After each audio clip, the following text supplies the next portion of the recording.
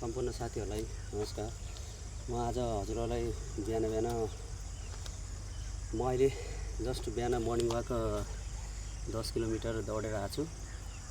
अनि हजुरलाई म यो पेटको चर्बी र साइडको यो बोसोको लागि कम गर्नलाई सिम्पल 3टा एक्सर्साइज सिकाउँछु। म सिम्पल 3टा एक्सर्साइज सिकाउँछु जो म गर्दैछु। फर्स्ट एक्सर्साइज सिम्पल, हजुरले 100 चोटि डबल ट्याप 1 2 3 4 यसरी गरेर 100 चोटि गर्नुपर्छ। नेक्स्ट फेरि त हजुरको फेरि 1 2 3 4 5 6 7 गरेर 100 चोटि गर्ने। त्यसपछि नेक्स्ट हुन्छ तपाईँको कम्मरमै राखेर तपाईँको 1 2